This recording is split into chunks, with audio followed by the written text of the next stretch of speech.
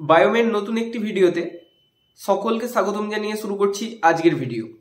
আজকের ভিডিওতে আমরা আলোচনা করব সেল সিগন্যালিংকে নিয়ে। তো দেখো, একটা সেল সেটা সারভাইভ করবে না সেটা ডিফারেন্সিয়েট করবে না সেটা ডিভাইড করবে না সেটা ডাই হবে, সেটা তো একটা সেল নিজে থেকে সেটা কন্ট্রোল করতে পারে না। তো তার জন্যই সিগন্যালিং এর দরকার হয়। তো যদি আমরা সেল সিগন্যালিং এর কথা বলি, তো প্রথমেই আমাদের যেটা বলতে হবে যে সেল সিগন্যালিং এর জন্য ফার্স্ট যেটা রিকোয়ারমেন্ট সেটা হচ্ছে সিগন্যালিং মলিকিউল। তো এই সিগন্যালিং মলিকিউল দু ধরনের হতে পারে, একটা হচ্ছে হাইড্রোফিলিক অর্থাৎ ওয়াটার লাভিং, আর একটা হচ্ছে লিপোফিলিক বা লিপিড লাভিং। তো এই সিগন্যালিং মলিকিউলগুলো কি মানে আরেকটা টার্ম আছে লিগ্যান্ড বলা হয়। তো আমরা কি জানলাম যে লিগ্যান্ড দু রকমের, একটা হচ্ছে হাইড্রোফিলিক আর একটা হচ্ছে লিপোফিলিক। তো সিগন্যাল মলিকিউলটা সেটা তো যদি একটা সিগন্যালিং মলিকিউল সেটা তো একটা রিসেপ্টরের সাথে বাইন্ড করবে, অর্থাৎ তার রিসেপ্টর দরকার।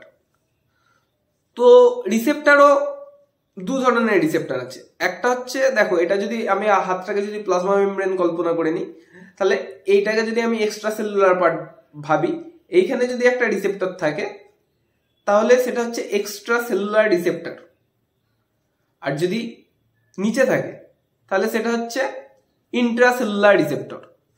তো দেখো, যেগুলো হচ্ছে হাইড্রোফিলিক যে লিগ্যান্ডগুলো আছে তারা তো আমরা জানি যে এটা যদি প্লাজমা মেমব্রেন হয় তাহলে প্লাজমা মেমব্রেন কিন্তু লিপিড দিয়ে তৈরি।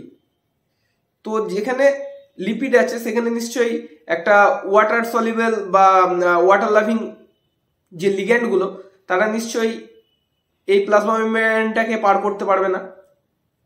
ওই জন্য তারা সবসময় মনে রাখবে তারা এক্সট্রা সেলুলার রিসেপ্টরে গিয়ে বাইন্ড করে। আর যেগুলো ইন্ট্রাসেলুলার রিসেপ্টরে বাইন্ড করে অর্থাৎ প্লাজমা মেমব্রেনকে ভেদ করে আসতে হবে। তো ভেদ করে আসতে গেলে তার মধ্যে লিপিডের ধর্ম থাকতে হবে, অর্থাৎ যেগুলো লিপোফিলিক যে মলিকিউলগুলো আছে বা যে সিগন্যালিং মলিকিউলগুলোর কথা আমি বলছিলাম, তো তারা কিন্তু ইন্ট্রাসেলুলার রিসেপ্টরে গিয়ে বাইন্ড করে। তো এই যে লিগ্যান্ডকে আমরা বায়োলজির ভাষায় আমরা বলে থাকি প্রাইমারি মেসেঞ্জার, ঠিক আছে। তো আমরা সেল সিগন্যালিং নিয়ে আলোচনা করছিলাম, এবার আমরা মোডস অফ সেল সিগন্যালিং মানে সেল সিগন্যালিং এর বিভিন্ন মোড নিয়ে আমরা এবার আলোচনা করব। দেখো, যতটা সহজভাবে সেল সিগন্যালিংকে এক্সপ্লেন করা যায় ততটা ট্রাই করছি, আশা করি সবাই বুঝতে পারবে। সেল সিগন্যালিংকে অনেকে অনেক কঠিনভাবে বলে, কেউ বলে খুব সহজ। তো যতটা আমার কাছে আমি সহজভাবে এক্সপ্লেন করতে পারি সেটাই চেষ্টা করছি। তো দেখো, প্যারাক্রাইন সিগন্যালিং মানে এখানে ঘাবড়াবার কিচ্ছু নেই, জাস্ট ইজি কনসেপ্ট। প্যারা মানে কাছাকাছি, কাছাকাছি এটা ধরো একটা সেল আর এটা ধরো একটা সেল, এইখানে ধরো একটা রিসেপ্টর আছে আর এখান থেকে ধরো লিগ্যান্ড এসে এই রিসেপ্টরে বাইন্ড করছে, দিয়ে একটা সিগন্যালিং করছে, এটাকে আমরা বলবো প্যারাক্রাইন সিগন্যালিং। আর যদি আমি অটোক্রাইন সিগন্যালিং বলি, জাস্ট ধরো আমার এই হাতটা, এই হাতের এখান থেকে একটা ধরো লিগ্যান্ড বেরোলো আর আমার এই উপরে ধরো একটা এখানটায় ধরো একটা রিসেপ্টর আছে, এই লিগ্যান্ডটা এখান থেকে এসে এই রিসেপ্টরে বাইন্ড করলো, তাহলে সেটাকে আমরা বলবো অটোক্রাইন। অটোক্রাইনটা হচ্ছে মনে রাখবে সেলফ, আর যদি প্যারাক্রাইন বলা হয় তাহলে সেটা হচ্ছে ক্লোজার বা ক্লোজ। আচ্ছা, আর একটা হচ্ছে জাক্সটাক্রাইন সিগন্যালিং, মানে দুটো সেলের মধ্যে কোনো না কোনো ভাবে একটা কমিউনিকেশন থাকবে, ফিজিক্যাল কন্ট্যাক্ট, ফিজিক্যাল কন্ট্যাক্ট থাকা দরকার জাক্সটাক্রাইন সিগন্যালিং এর ক্ষেত্রে। যদি ফিজিক্যাল কন্ট্যাক্ট না থাকে, যদি কাছাকাছি থাকে, তাহলে কি হবে প্যারাক্রাইন সিগন্যালিং অর্থাৎ ক্লোজে আছে। আর যদি ফিজিক্যাল কন্ট্যাক্ট থাকে তাহলে জাক্সটাক্রাইন। আর একটা মনে রাখবে, আর একটা সিগন্যালিং হয়, সেটাকে বলা হচ্ছে এন্ডোক্রাইন সিগন্যালিং। এন্ডোক্রাইন সিগন্যালিং আমরা হরমোনের, সবাই হরমোনের সাথে পরিচিত, যে হরমোন একটা জায়গা থেকে খরিত হয়ে কোনো একটা দূরবর্তী অঞ্চলে গিয়ে তার ক্রিয়া করে। তো হরমোন প্রথমে ব্লাডের মাধ্যমে বাহিত হয়ে সেই সিগন্যালিংটাকে নিয়ে কোনো একটা রিসেপ্টরে গিয়ে বাইন্ড হচ্ছে। তো হরমোন হচ্ছে একটা এন্ডোক্রাইন সিগন্যালিং এর এক্সাম্পল। তো এন্ডোক্রাইন সিগন্যালিংটা কি, মানে যে দুটো সেলের মধ্যে সিগন্যালিং হবে তারা অনেকটা দূরে অবস্থিত। এখানে যদি একটা সেল হয় তো একটা সেল অনেকটা দূরে আছে। তো এরকম ভাবে যদি একটা সেল থেকে লিগ্যান্ড বেরিয়ে গিয়ে আর একটা পরবর্তী সেলের রিসেপ্টরে গিয়ে বাইন্ড করে, একটা লম্বা পাথ আছে, তাহলে আমরা তাকে বলবো এন্ডোক্রাইন সিগন্যালিং। আমরা এবার দেখব সেকেন্ডারি মেসেঞ্জার। সেকেন্ডারি মেসেঞ্জারটি কি? সেকেন্ডারি মেসেঞ্জার যখন প্রাইমারি মেসেঞ্জার একটা রিসেপ্টরকে অ্যাক্টিভেট করছে, তখন সে গিয়ে সেকেন্ডারি মেসেঞ্জারকে অ্যাক্টিভেট করছে। সেকেন্ডারি মেসেঞ্জার তখন অ্যাক্টিভেট হয়ে রেসপন্স ক্রিয়েট করছে। তো সেকেন্ডারি মেসেঞ্জার কি সেলের মধ্যে থাকে না? অবশ্যই থাকে। সেগুলো লো কনসেন্ট্রেশনে থাকে এবং ইনঅ্যাক্টিভ ফর্মে থাকে।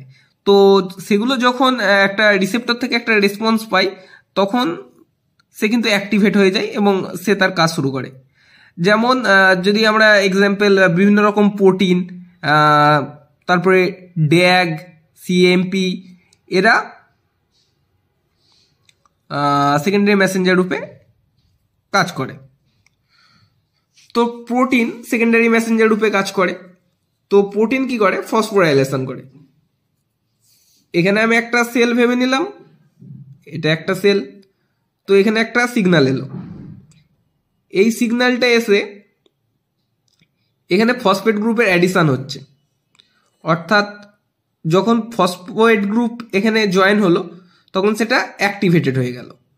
আবার ফসফেট গ্রুপ যখন রিমুভ হয়ে যাচ্ছে তখন সে ইনঅ্যাক্টিভ হয়ে যাচ্ছে। প্রোটিন কাইনেস এটা হচ্ছে একটা এনজাইম, এর কাজ হচ্ছে অ্যাডিশন অফ ফসফেট গ্রুপ। এ কোভ্যালেন্টলি ফসফেট গ্রুপ অ্যাটাচ করে, কিন্তু স্পেসিফিক জোনকে, সেরিন, থ্রিওনিন আর টাইরোসিন, এদেরকে এ কোভ্যালেন্টলি ফসফেট গ্রুপ অ্যাটাচ করে।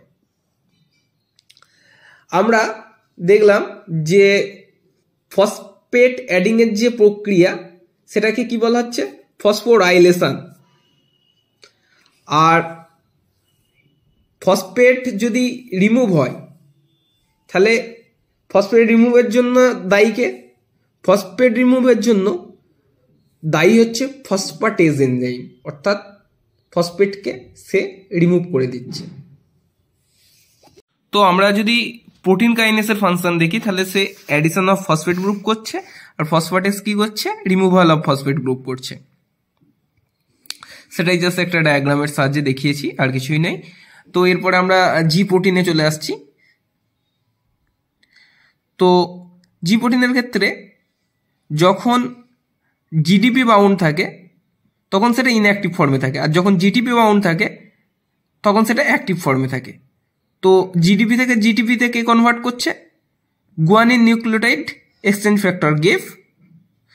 আর যখন জিটিপি থেকে জিটিপিতে কে কনভার্ট করছে সেটা হচ্ছে গ্যাপ, অর্থাৎ জিটিপিএস অ্যাক্টিভেটিং প্রোটিন।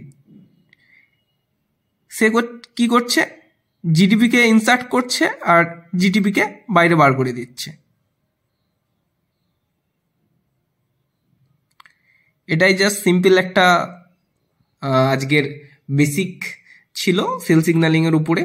তো আশা করি সকলের এই ভিডিওটা হেল্পফুল হয়েছে সকলের জন্য। পরবর্তী ভিডিওতে দেখা হচ্ছে।